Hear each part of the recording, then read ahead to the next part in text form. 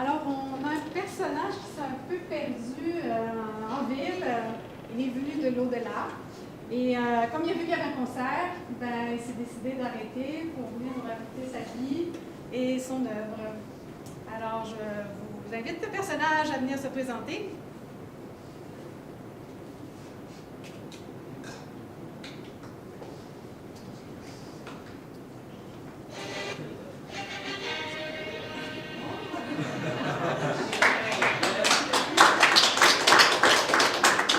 Mon nom est Ludwig van Beethoven. Je suis ici pour vous parler de ma vie et de mon influence aujourd'hui, en 2018. Commençons par le début. Je suis né en 1770. Mon père, Johann van Beethoven, et ma mère, Maria Magdalena Koenig. Je suis le deuxième fils sur 7, mais seulement 3 d'entre nous survécurent. Caspar, Nicolas et moi. En espoir de devenir au futur Mozart, mon père m'enseigna le piano très tôt. Et mon premier concert fut à 8 ans. J'avais des grands problèmes de famille, car mon père buvait et ma mère avait une santé très faible.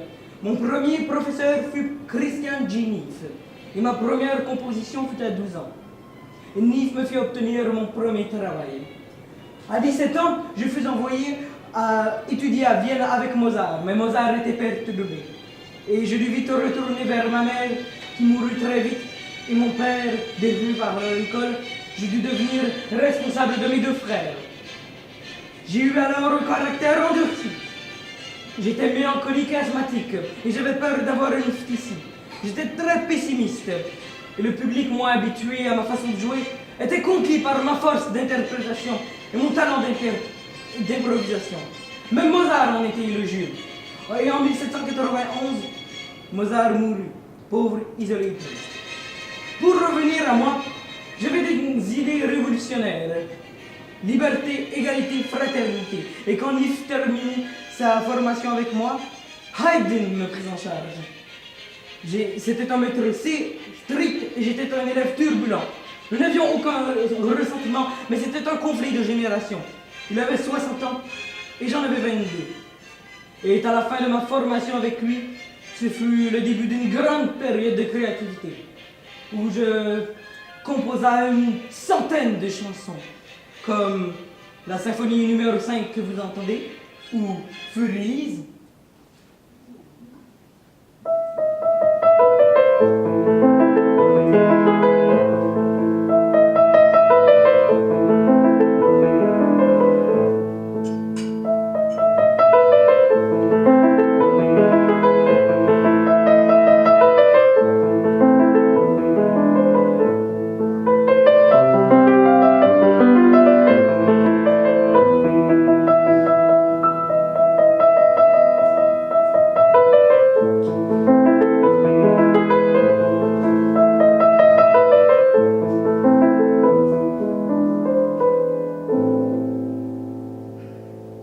Sonate au clair de lune.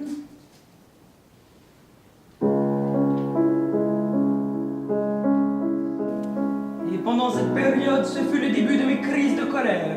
J'insultais les mauvais musiciens, j'insultais certains admirateurs. Et vers la fin de cette période, ce fut le début de mes problèmes d'audition. C'était un vrai drame pour moi qui devait avoir ce sens plus élevé que la moyenne. Mais malgré ce problème, je continuais à le composer.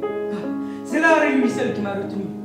Il m'était impossible de quitter ce monde avant d'avoir donné tout ce que j'avais en moi. C'est une lettre que j'avais écrite pensant au suicide. J'étais solitaire, mes colères se furent plus intenses, mais je continuais quand même de composer. Et pendant l'hommage à l'impératrice de Russie, ce fut la dernière fois que j'interprétai une pièce au piano. Je souffrais de troubles digestifs et en 1816, ce fut ma première affection pulmonaire. Je composais peu, mais quand je composais, je devais imaginer chaque note dans ma tête et sentir les vibrations dans le sol. Et plus tard, ce fut ma deuxième affection pulmonaire, suivie de plusieurs problèmes de maladie. Et le 26 mars 1827, je mourus, suivi de plusieurs milliers de Viennois à mon enterrement. Mais qu'ai-je fait pour qu'on se rappelle encore de moi en 2018? D'abord, j'ai créé plein de pièces des plus importantes aux moindres, et surtout, Je fus le premier musicien à vouloir mettre de l'expression, à vouloir transmettre un message dans mes pièces, comme les poètes le faisaient. Mais à la place de le faire avec des mots, je le faisais avec de la musique. Je vous tire ma révérence. Et je vous laisse avec l'Ode à la joie, qui est d'ailleurs l'hymne national, l'hymne de l'Union européenne.